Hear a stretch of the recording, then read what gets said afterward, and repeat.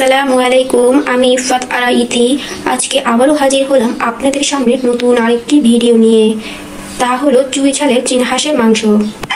আমরা বিভিন্ন হোটেলে চুই ঝালের হাঁসের মাংস খাওয়ার জন্য কত টাকা খরচ করে আমরা হোটেল রেস্তোরাঁয় যাই। তাই আজকে আমি আপনাদের মাঝে শেয়ার করব একদম হোটেল স্টাইলের চুই ঝালের হাঁসের মাংসের রেসিপি। বাসায় আপনি মানসম্মতভাবে রান্না করতে পারেন, আর একদম গন্ধ ছাড়া চীনা হাঁসের মাংসের রেসিপি। তাই আমার ভিডিওটা স্কিপ না করে পুরো ভিডিওটা দেখুন, আপনাদের ভালো লাগবে। আর কথা না বাড়িয়ে চলুন দেখে নিয়ে চীনা হাঁসের মাংস রান্না করতে কি কি উপকরণ প্রয়োজন। দেখতেই পাচ্ছেন আমাদের বাসায় মেহমান এসেছে নানু, মামা ও মামার ছেলে। তার জন্য আব্বু বাজারে গিয়ে নিয়ে আসছে একটু চীনা হাঁস। আজকে আমরা এই চীনা হাঁসটি রান্না করব। চীনা হাঁসটি আমি আগে থেকে সুন্দর করে পরিষ্কার করে নিয়েছি। দেখতেই পাচ্ছেন কতটা সুন্দর করে পরিষ্কার করে নিয়েছি। এটার ওজন হয়েছে 3 কেজি।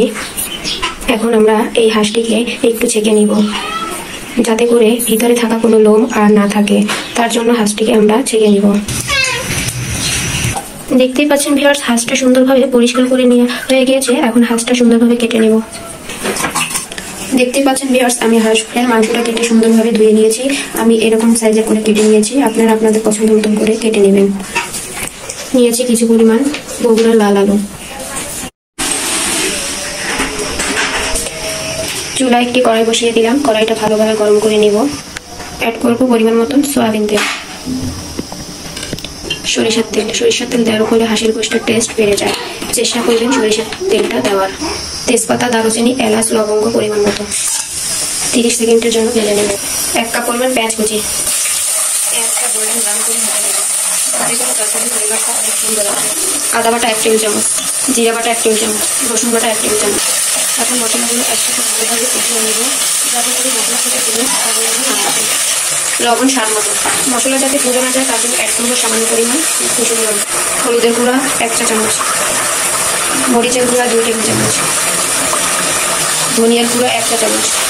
মশলাগুলো আবারও ভালোভাবে কষিয়ে নেব। দেখতেই পাচ্ছেন মশলাগুলো সুন্দরভাবে কষানো হয়ে গিয়েছে। এখন অ্যাড করবো হাঁসের মাংসগুলো। চীনা হাঁসের মাংসগুলো এত সুন্দরভাবে কষিয়ে নেব, যাতে করে কোনো গন্ধ না থাকে। অনেকে বলে থাকেন হাঁসের মাংস না রান্না করলে গন্ধ থাকে।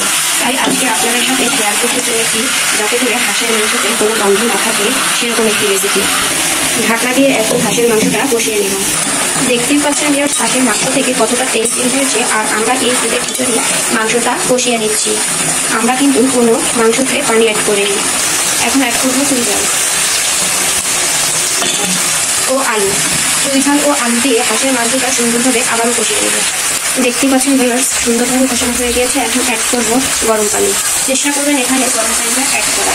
ঠান্ডা পানি অ্যাড করলে মাংসটা সহজে গলতে যাবে না, আর মাংসের স্বাদটাও গরম পানি অ্যাড করার ফলে দ্বিগুণ স্বাদ বেড়ে যাবে।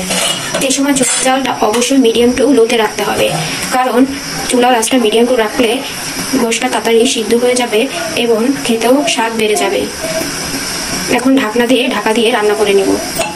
কিছুক্ষণ পর পর নাড়িয়ে চালিয়ে নেব। জিরার গুঁড়া, ভাজা জিরার গুঁড়া দিলে ফ্লেভারটা অনেক সুন্দর আসে। 1 মিনিটের মতো জাল করে চুলাটা অফ করে দেব। দেখতেই পাচ্ছেন ভিউয়ার্স, আমার চীনা হাঁসের মাংসটা একদম রেডি। পরিবেশনের জন্য একদম রেডি হয়ে গেছে, আর একদম হোটেল স্টাইলে হয়েছে। আপনারা এভাবে রান্না করে খাবেন। দেখতে পাচ্ছেন ভিউয়ার্স, অলরেডি বেগুন ভাজি দিয়ে ভাত খাওয়া হয়ে গেছে। এখন আমাদের স্পেশাল চুই ঝালের চীনা হাঁসের মাংস দিয়ে ভাত খাচ্ছে আব্বু ও মামা।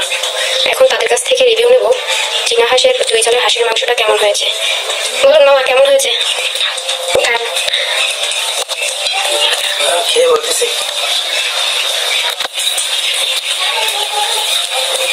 আব্বু অলরেডি খাওয়া শুরু করে দিয়েছে।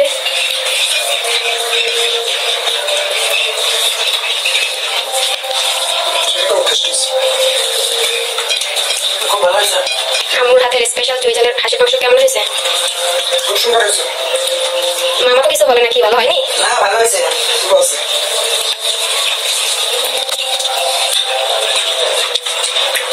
রান্না করা চীনা হাঁসের গোশত দিয়ে ভাত খাচ্ছি, খুব সুন্দর হয়েছে। আমাদের চ্যানেলটি সাবস্ক্রাইব করবেন, তো বেশি বেশি কমেন্ট করবেন, বেশি বেশি দেখবেন, লাইক ও শেয়ার করবেন, আর বেশি বেশি দেখবেন। আল্লাহ হাফেজ।